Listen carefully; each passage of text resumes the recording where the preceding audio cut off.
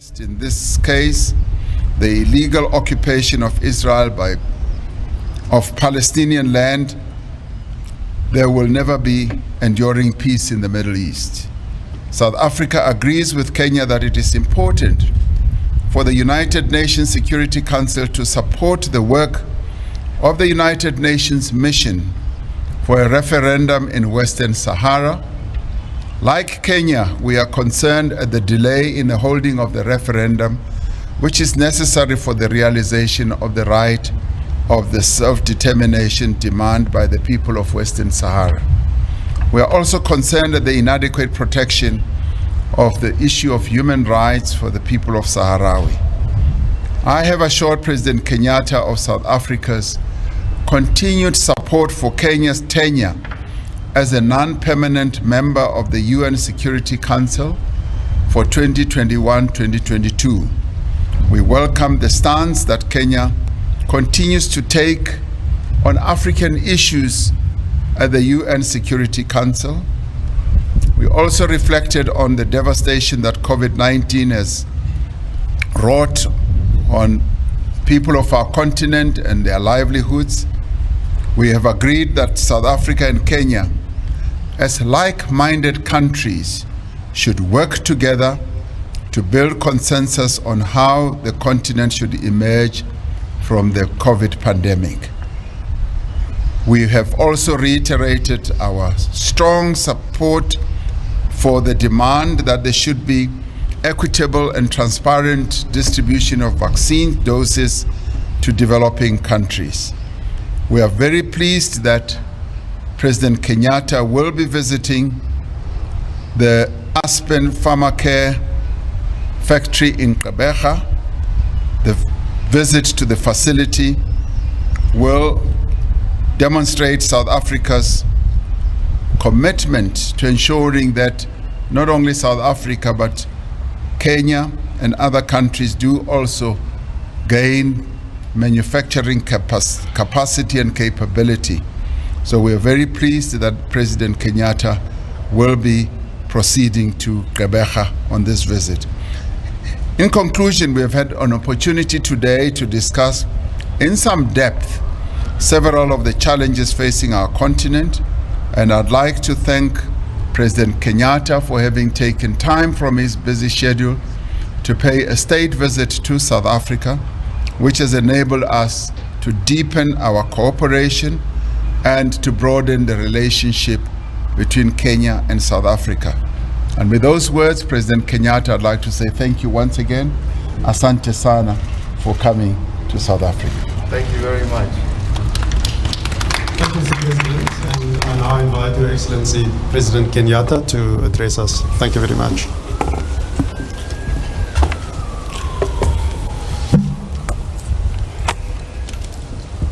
Your Excellency and dear brother, President Cyril Ramaphosa, honorable ministers present, all senior officials who have been part of our discussions today, ladies and gentlemen of the Fourth Estate, let me begin by saying that we have been in South Africa since yesterday. And indeed, I truly want to thank my brother, President Ramaphosa, and indeed the people of South Africa for the very warm hospitality that has been accorded to me and my delegation since we arrived here in Pretoria. After close to 30 years of diplomatic relations, the Kenya-South African partnership and friendship has truly come of age. In addition to strong bilateral ties which span a wide range of areas, Kenya and South Africa are close partners also at the regional as well as on the global stage. And in this context, allow me to congratulate you, Your Excellency, once again for the exemplary leadership during your tenure as chair of the African Union in the year 2020 the African Bureau that you led and which I was delighted to be a part of, established the African Joint Continental Strategy for COVID-19, which continues to guide our success and response to the pandemic to date. Kenya is also proud to join the United Nations Security Council as a non-permanent member for the period 2021 to 22, following immediately after South Africa. I want to thank once again, through you, Mr. President, your government and country's support to Kenya's candidacy, and to assure you that we will continue where you left off to articulate various concerns affecting our continent.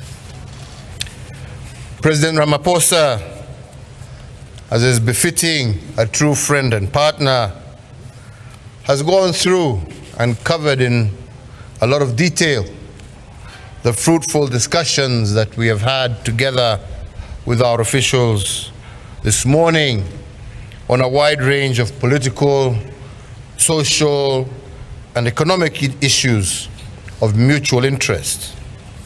Indeed, we have witnessed today the signing of 8 agreements covering a wide range of issues, including health cooperation, diplomatic consultations, training and cooperation in fields of tourism and air services, all very key to both our countries. The rest, I think, the President has detailed, and I do not need to repeat. So I want to conclude and to say that I hope you will all agree with me that it is only by working together that we can achieve the desired outcomes for closer bilateral cooperation and strategic partnerships. We have today definitely made very good strides. However, we believe there is still scope to do even more. So once again, let me reaffirm Kenya's commitment to work together with our brothers and sisters in South Africa in driving the aspirations of our people through the promotion of the African agenda. I once again thank you, Mr. President, for your invitation, and also repeat my invitation to you for a reciprocal visit at a time of your convenience to Kenya, where we can continue to further enhance the dialogue that we have and the strong and solid partnership that we continue to build. I thank you all very much. I accept your invitation with immediate effect. Thank you, Excellencies, for your addresses. I now have 4 members of the Fourth Estate who have questions to address to you. And Sophie, if it's okay, I'd like to start with Sophie Mokoena of the SABC. Good afternoon. My question is directed to both President Kenyatta and President Ramaphosa. You spoke about the issue of peace and security on the continent and looked at Sudan and Ethiopia. In recent times, we saw the attacks by insurgents, and a few days ago, President of Uganda, Yoweri Museveni, said those perpetrators who attacked Uganda a few days ago fled to 4 countries, that is Kenya, Rwanda, South Africa, and Mozambique. What is your reaction to that statement? And now today we get information that the US Embassy in Ethiopia has warned that there's an imminent attack by terrorists. Imminent attack? By terrorists? To which country? The US Embassy in Ethiopia. Oh, that there's going to be an attack there. It's a a warning and a threat that they picked up that something like happened in Ethiopia. Okay. I think the first point in response to your question is that terrorism is not a fight that can be fought by any one country. And in fact, you heard from President Ramaphosa's talk about the meetings that we've had, how we have exchanged on how South Africa is cooperating with other SADC countries in Mozambique to defeat these terrorists. And we must always recognize that despite them having different names, they are all collectively working together. And therefore, we as governments need to work together. There is no Mozambican terrorist or Kenyan terrorist or Ugandan terrorist or Congolese terrorists. These are all, unfortunately, young, misled people who follow a wrong ideology. And therefore, we need to work together to be able to defeat them before they hurt us. And it is true. We will find that some of the people who are in Mozambique are from maybe Kenya, they are from Tanzania, vice versa. So these kind of elements can only be defeated if governments work together. And I think that is what we were re-emphasizing in our discussions, that there is need for all of us to come together in order to be able to defeat this enemy of the people, if we may put it that way. Today it will be Uganda, tomorrow it will be elsewhere. So let us just say that what is required is deeper cooperation between us in order for us to be able to tackle this problem. I'm not 100% sure on the Ethiopian situation, so let me not comment on that. It's just really to reiterate what President Kenyatta is saying, that the threat by insurgents should never be seen as localized or just focusing on one country. They cooperate. All these groupings that come through or in different names, they coordinate their activities, they are in constant communication. And we therefore need to respond in a coordinated manner as the continent, as various regions on our continent, in as far as sharing information, sharing intelligence, and working together to withstand and resist and also go after them. We certainly have found that working together in our region, here in SADC, dealing with the Mozambican situation, is bearing a great deal of fruit and success in that theater in Mozambique. But that theater can spread very quickly and easily, as now Uganda is bearing the brunt of all this. And we've cooperated at close range with President Museveni, who has also shared information on an ongoing basis with us. And we as South Africa, and indeed as SADC, stand ready to give assistance as we also get assistance from friendly countries, sister countries like Kenya, Uganda, and many others.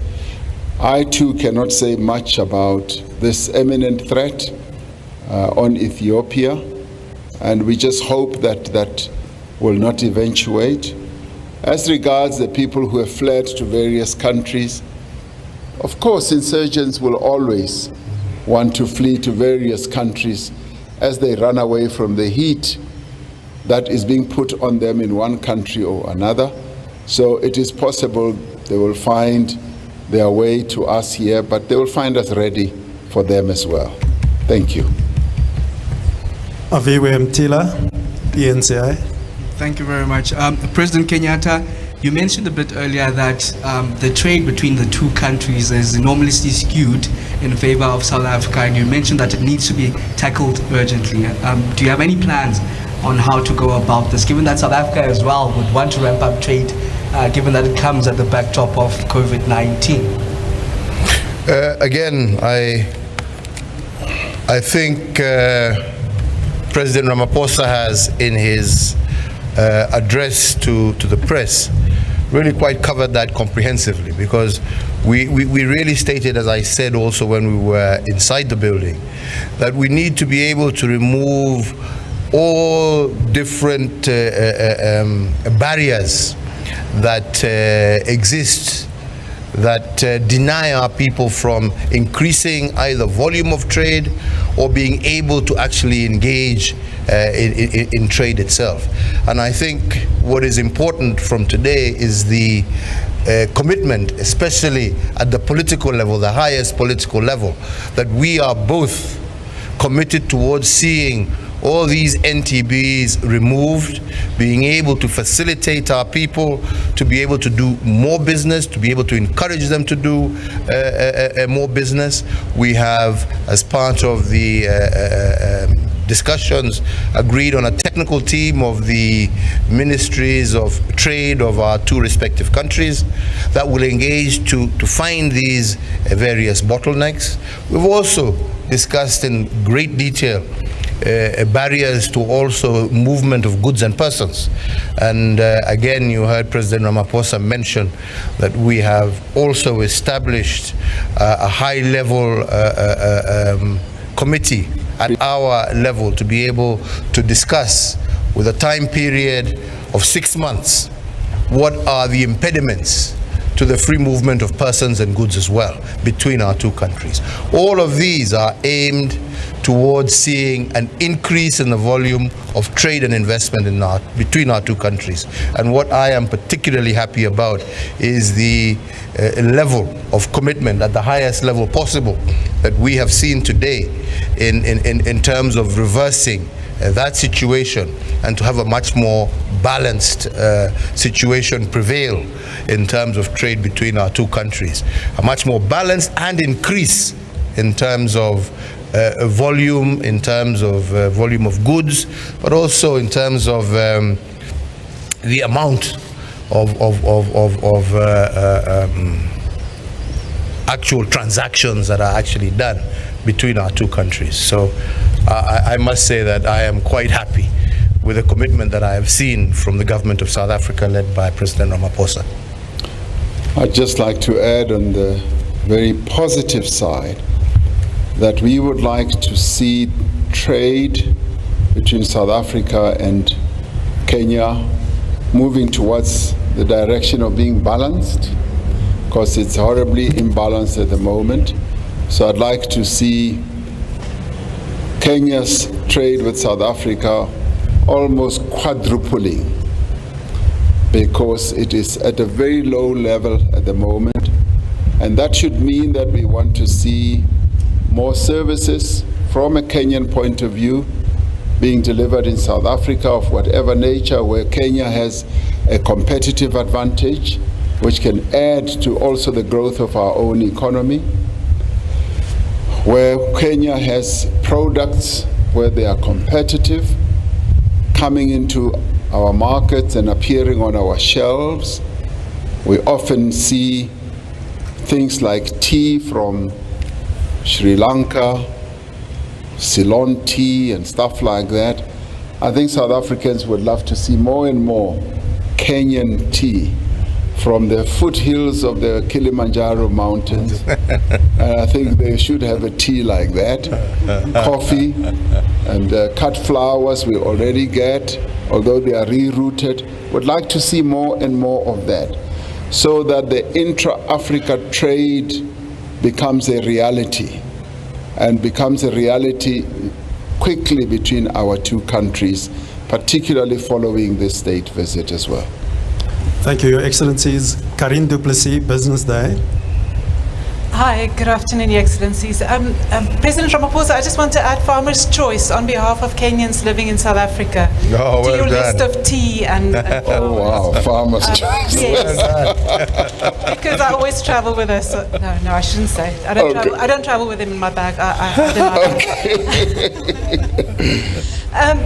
Your Excellencies, I want to ask a question about Israel. President Ramaphosa mentioned this situation in the Middle East, the Israel-Palestine question. I just want to know, recently we saw Israel accredited to the African Union, with a lot of other embassies and diplomats. And I just want to know, I know that our countries hold different views on Israel and we have different relations with Israel, but now that they are accredited, is there any way that this could benefit the continent? I would like to ask perhaps to both presidents. Thank you. Should I go first? We did touch on this matter of the so-called accreditation of Israel to the African Union. And as we did at a public level express our disquiet, we've also raised that matter, and we both agreed that the manner in which it was done could have been done better. And this matter is obviously going to be relegated for discussion at the African Heads of State meeting in February. And I think that is as far as one can go, particularly ourselves, on this matter, because we are going to have an opportunity to fully examine this matter and discuss it properly and get into the full contours of this matter and see what the efficacy of having such a dispensation for the state of Israel is within the African continent. So I'd like to say that this is a matter under discussion, and we will be able to, as the continent, reach a full conclusion in our meeting as heads of states in February. I just want to agree with what President Ramaphosa has said, that indeed this is a matter under consideration. And to once again just to re-emphasize that point, that whenever we are dealing with critical matters, it is always important to make sure you carry everybody along.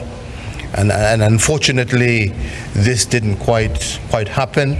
And as he has said, there will be a discussion, on the matter, because it should have actually allowed discussion, because what we want is for Africa to speak with one voice. We don't want to see a divided African voice on any major issue that faces our continent. We have too many problems of our own. In fact, that's what we were saying to ourselves. We have too many problems of our own to want to be divided about problems that are outside our continent. So it's a matter that shall be discussed, and I'm sure we will find a proper resolution. But the important thing is for Africa to continue maintaining the stance that we have always had, that we speak in one voice. We deliberate on issues and we take decisions as a body. And I think that is what is important in this. And February, I'm sure it will be a matter that will come up for discussion. Thank you, President. Our final question is from Zwandile Mbeje of the SABC. Good afternoon to the President. My colleagues have tended to cover just about everything international, so I might as well throw in something local with a bit of international. Careful. Yes. Mr. President, I know you are here as head of state, hosting the President of Kenya. But as South Africans, we still want to hear from our President. We have seen that the governing party has lost just about every economic hub due to the elections that happened on the 1st of November. Given that even here where we are today in Tshwane, chances are when we wake up tomorrow is the opposition that will be in charge. I don't know whether you did share with your counterpart. And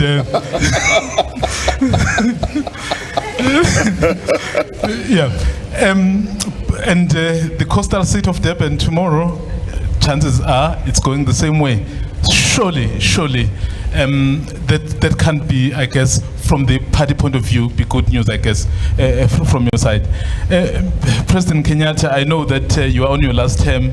Perhaps you may have offered tips on how to get a second term. Thank you. Well, I knew you were going to be naughty and slip in a local question when we are on the international stage here. I thought that what happens in Vegas should stay in Vegas. I did say to President Kenyatta that his timing for visiting South Africa is really poor. He should have come on the 1st of November. As a good friend, I know he would have voted for us. So now we've lost, we didn't have his vote. No, what is unfolding is how democracy works. This is the footsteps, if you like, of democracy. And we've seen it play out throughout the country. And indeed, as president of the governing party, it is disappointing for the African National Congress, but that is how we should accept the clear message of our people on the African National Congress. We've taken heed, we have listened, and this for us is a big setback, but it is also a big lesson. And we are a party that learns very quickly, and we are going to go to the drawing board. We are going to reflect on all these setbacks. And all we want to see, speaking now as the President of the Republic, I'd like to see stability in our local government sector, that whatever coalitions have been formed and are being formed will result in stable local government, that we do not have instability and collapse of local governments, motions of no confidence, to a point where service delivery will not be given to the people of our country. So I will call on those who have emerged victorious to say, ensure that there is stable government, and congratulate those who have succeeded. I was particularly pleased to see that a number of female metro mayors have come to the fore on the platform, and that is good as far as our agenda to promote the empowerment of women, and it behoves well for the state of the Republic of South Africa, and we wish those councillors who have been elected the very best, and may they all continue to work well for the people of various communities across the country. That's all one can say at this stage. Thank you. Thank you, Mr. President. And no, I'll just say that the only thing it's not for me to comment on domestic politics, but really just to say that as South Africans, you should be very proud and happy with yourselves that you have a mature democracy. What you see here is not very common in many other parts of the world.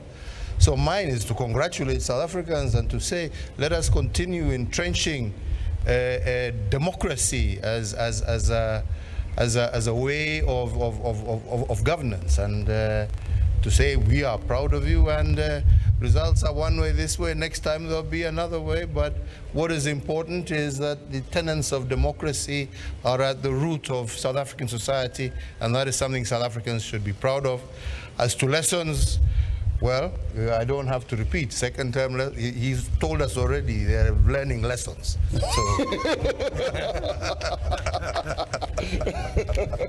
Absolutely. thank you, Your Excellencies. Thank you to our delegations. Thank you to the Fourth Estate for participating in this session. And that concludes the press conference. Thank you very much. Thank you.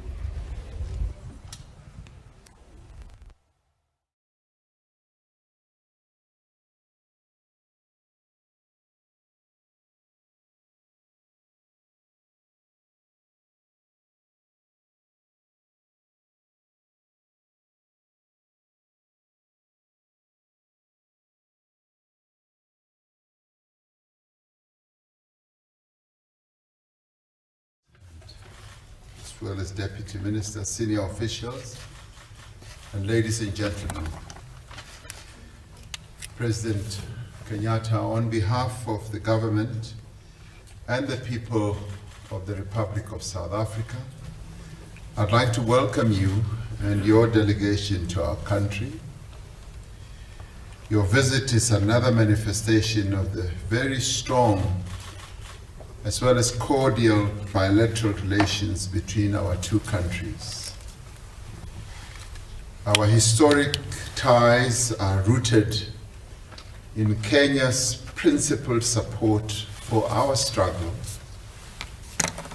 for liberation, racial equality, and democracy.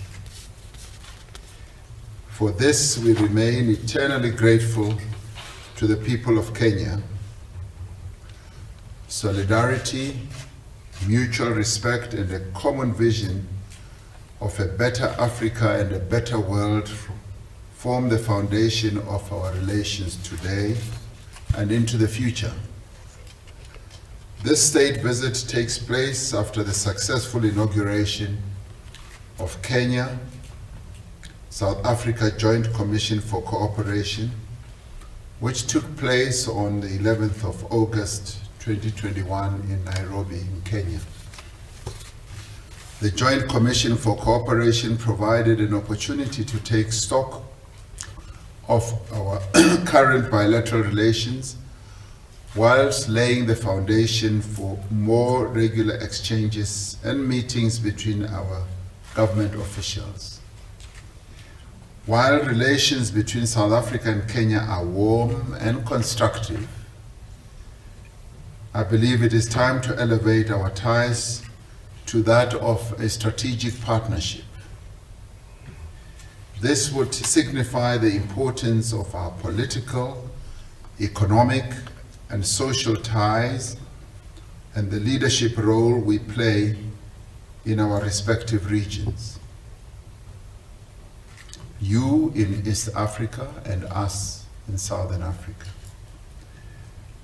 We need to consolidate those areas of cooperation that anchor our relations, explore new ones within the current state of global affairs, and address challenges that will affect our people in the future. A good starting point are the economic ties between our two countries. Over the past 5 years, bilateral trade has been constant, while investment has mainly been characterized by South African companies investing in Kenya. Much can be done and ought to be done. I'm therefore most pleased that His Excellency has brought along a Kenyan business delegation that is currently participating in the business forum together with South African counterparts from the business community. As vocal advocates of Pan-Africanism and intra-African trade, South Africa and Kenya ought to set the example by increasing the volume and composition of our trade and investing more in each other's economies. We are committed to taking practical measures and steps to address the imbalance in bilateral trade between our two countries, ensuring that South Africa becomes a ready destination for goods and services from Kenya. I'm particularly pleased on this that in our tete-a-tete discussions, both President Kenyatta and myself are in full support of taking measures to achieve this objective. And we were able to even cite very interesting and dramatic examples in this regard, which we will discuss later. I would like to request our respective ministers to remove any unreasonable barriers or challenges that are stifling these efforts. And I'd like to cite one even now. President Kenyatta tells me that Kenya has been able to demonstrate great ability in growing flowers, which are exported to many countries in the world. And he's said to me that some of the flowers grown in Kenya, as they are harvested and packaged, they're packaged with the names of South African shops, retail shops. And prices are set out and the tags in rands. And those flowers are then carted off to the airport, put on a plane that goes to Holland. They get to Amsterdam. A Dutch handler earns handling fees and reroutes those flowers to South Africa to go to Woolworths and Checkers and all that. Now that to me is the most dramatic missed opportunity of intra-Africa trade. Because why should an African country produce certain goods that are destined for markets in another African country, but are rerouted to an African country through a European country? So this is what President Kenyatta and I have discussed and have said that we would like our ministers to remove any unreasonable barriers or challenges that are stifling efforts for us to trade between our two countries. And we want to increase trade between South Africa and Kenya on goods that South African market needs, and also vice versa. As part of our contribution to intra-Africa trade, we should give preference to our own state-owned enterprises and private businesses when bidding for significant procurement contracts in each other's countries, instead of sourcing these from outside our continent.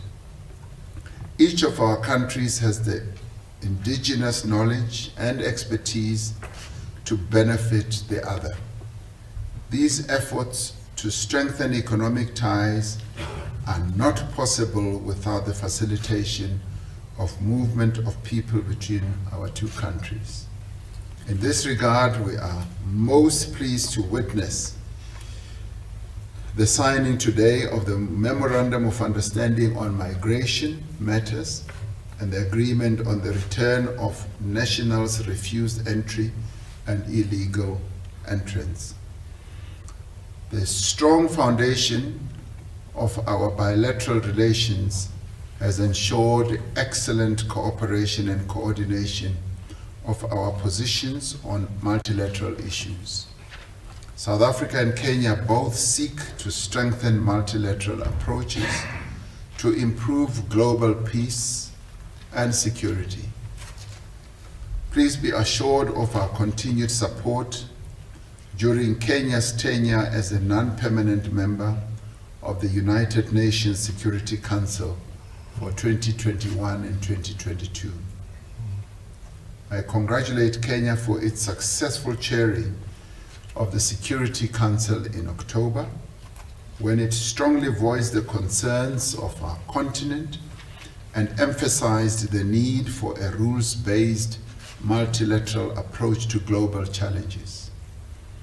As a recipient of international solidarity in the struggle for liberation, we stand together with the rest of the international community in support of the people of Palestine and Western Sahara in their struggle for self-determination and nationhood. We note the recent Security Council resolution to extend the mandate of the United Nations mission for the referendum in Western Sahara until the 31st of October 2022. South Africa agrees with Kenya that it is important for the Security Council to support the work of the UN mission and the reconvening of negotiations by the Secretary General of the United Nations Personal Envoy. Like Kenya, we remain concerned at the delay in holding the long-awaited referendum, which is necessary for the realization of the right to self-determination for the people of Western Sahara.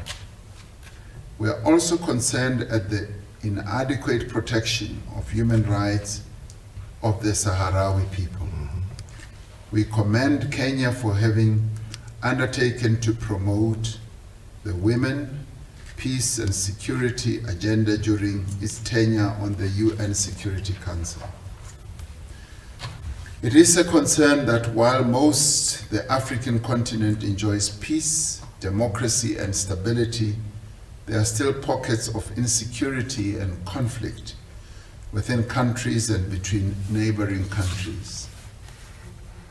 The reality is that much more still needs to be done to silence the guns on our continent. In particular, we note with concern the recent conflict and resultant suffering in our sister countries in Ethiopia, Sudan, and Mozambique.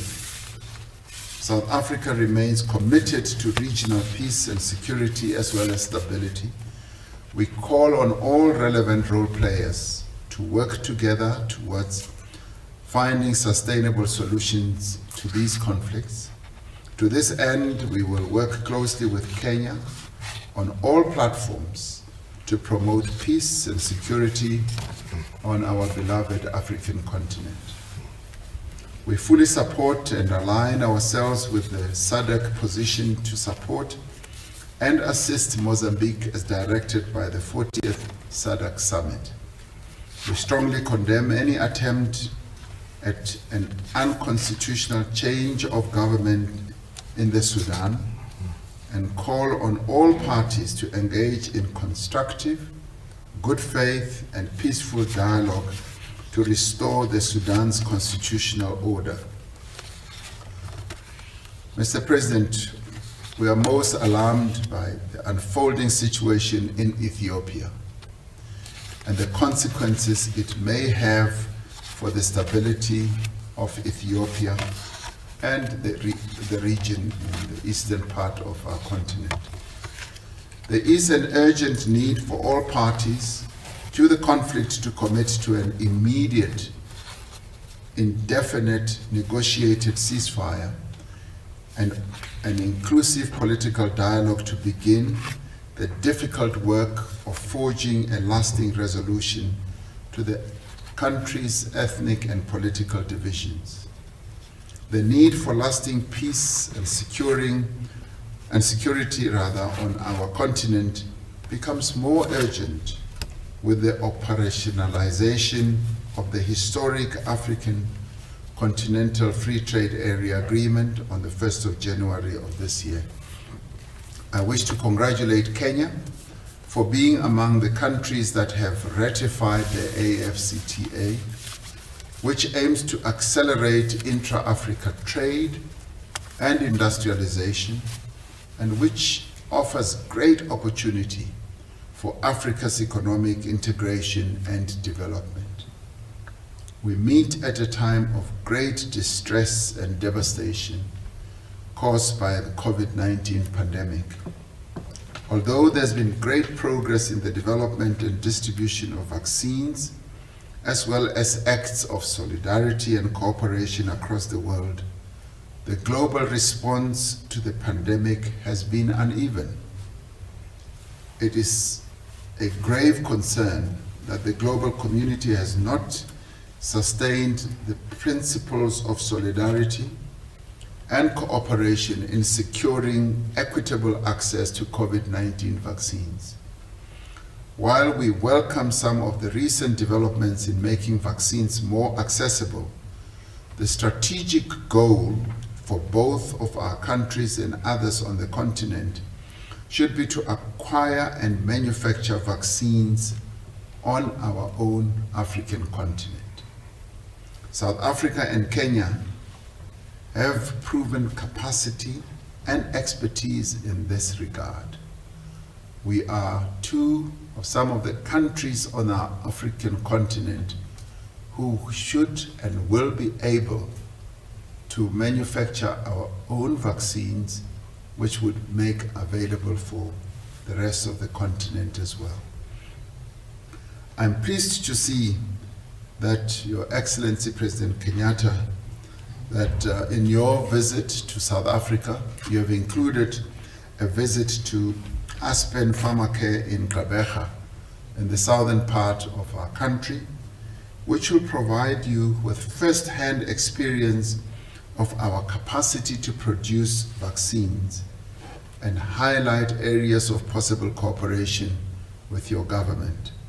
Our Minister of Health, Dr. Patla, and other colleagues will accompany you on this trip so that we can showcase to you what both our two countries should be able to accede to in the manufacturing of vaccines. Your Excellency, in conclusion, I thank you once again for your presence here today. As is customary amongst close friends, I trust that we will have frank and fruitful discussions on the current state of our bilateral relations. And as I said, I'm particularly pleased that our relations are warm, they are cordial, they are straightforward, and this visit that you've paid to our country at state level will be able to consolidate that, and we are truly overjoyed with your visit to South Africa. I thank you, President. I hand over to you.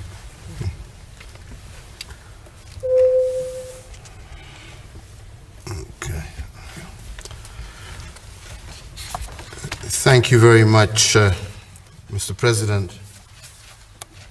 And let me begin by thanking you, Your Excellency Cyril Ramaphosa, President of the Republic of South Africa. Indeed, your ministers here present, and all state officials, but most importantly, the people of South Africa. We meet here today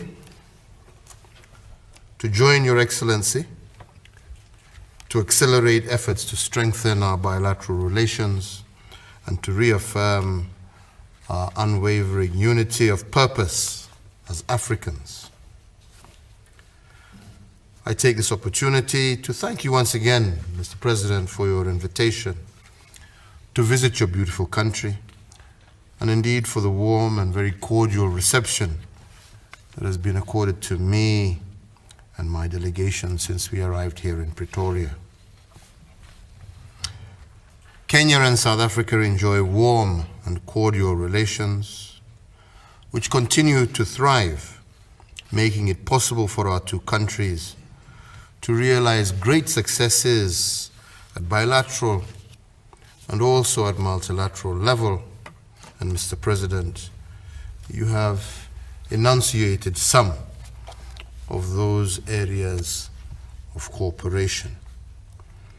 And I want to take this opportunity to express our appreciation for the support that the Republic of South Africa has continued to extend to Kenya. And in particular, we remain grateful for endorsing Kenya and lobbying other SADC countries to support Kenya's election as a non-permanent member of the United Nations Security Council for the period 2021 to 22. The value of like-minded African democracies stewarding our continent to its desired developmental trajectory through consolidation of peace and security can never be overemphasized. Your Excellency, Kenya considers South Africa as one of her most dependable and strategic allies on our continent. And indeed, when President Zuma paid a state visit to Kenya in 2016, we signed several agreements and memoranda of understanding that have greatly contributed to the enhancement of our bilateral relations. Indeed, as mentioned in our previous meetings, it is a shared desire to elevate the cooperation framework between our two countries from a joint commission for cooperation at a ministerial level to a binational commission at heads of state level. Your Excellency, on continental and multilateral matters, allow me at the very onset to commend you for the excellent manner in which you steered the African Union during your tenure as chair in 2020. This chairmanship coincided with the outbreak of the COVID-19 pandemic, which marked an unprecedented period globally.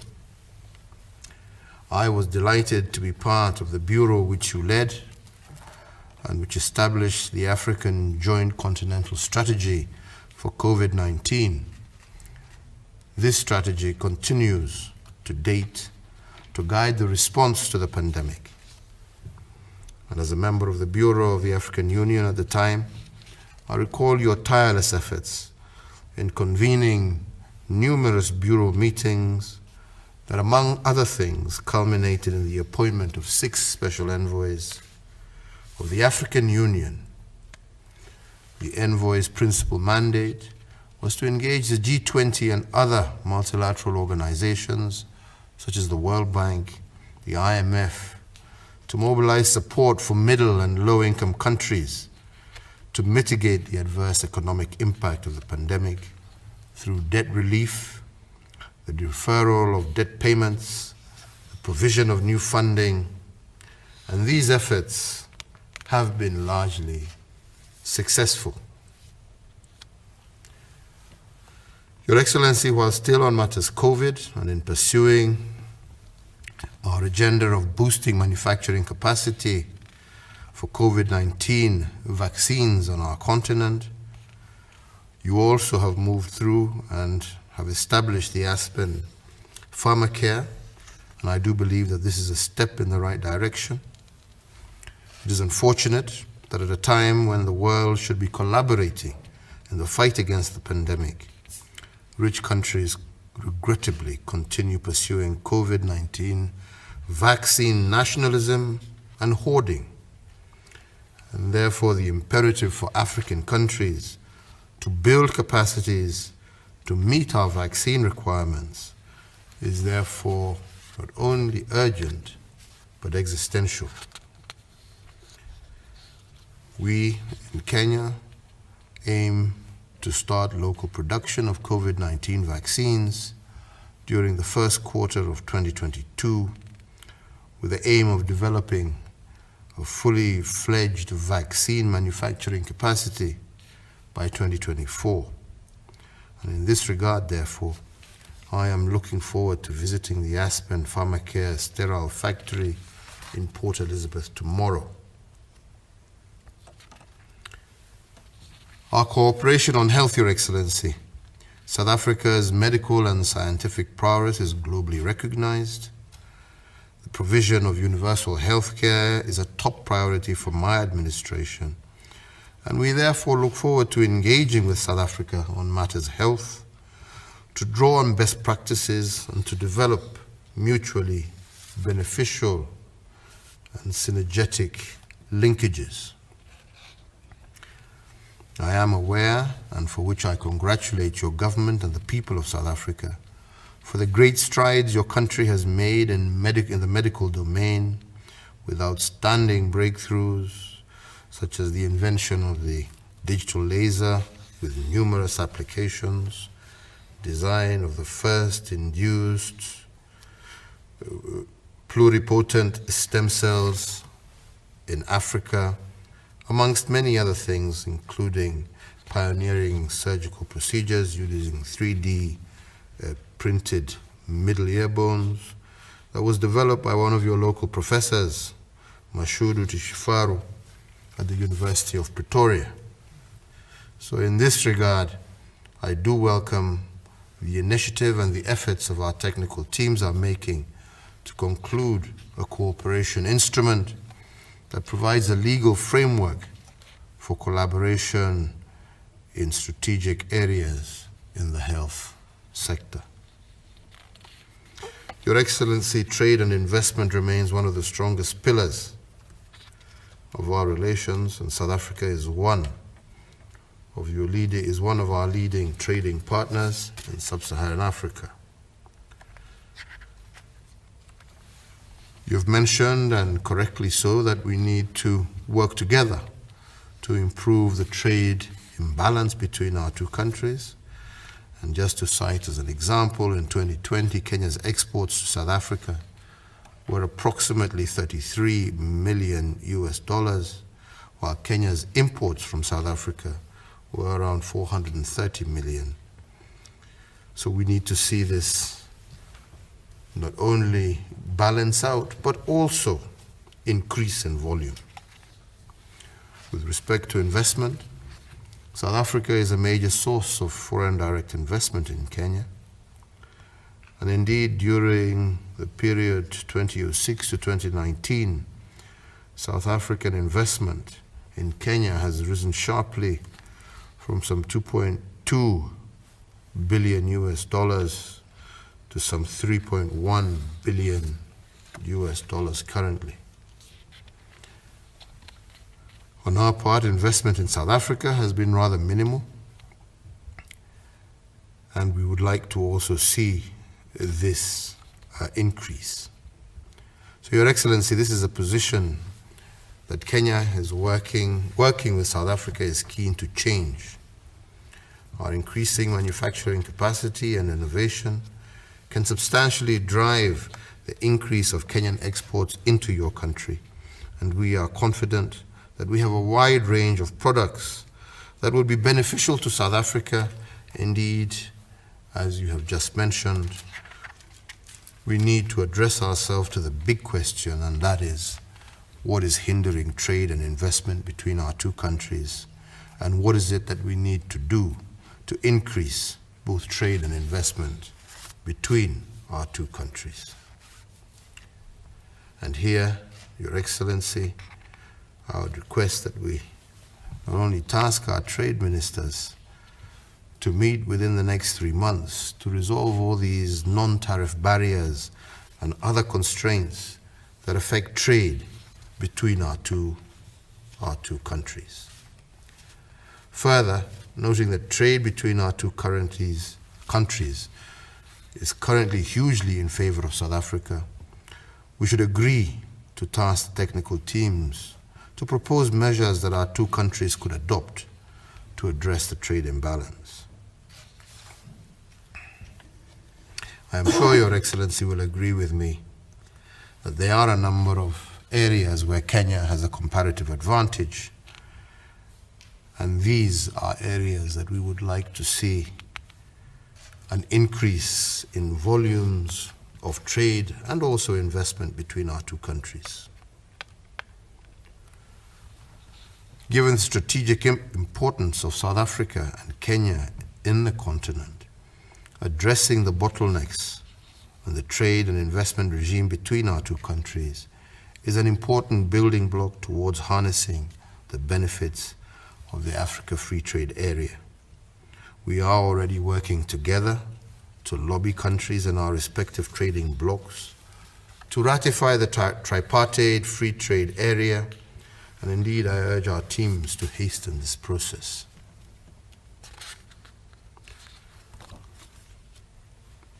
Your Excellency, I am encouraged by the ongoing interactions between our business communities and the interest expressed by South African companies, particularly in housing, financial services, and also the energy sectors in Kenya. I want to encourage South African businesses to consider investing more in the full portfolio of opportunities to unlock the latent potential of our cooperation.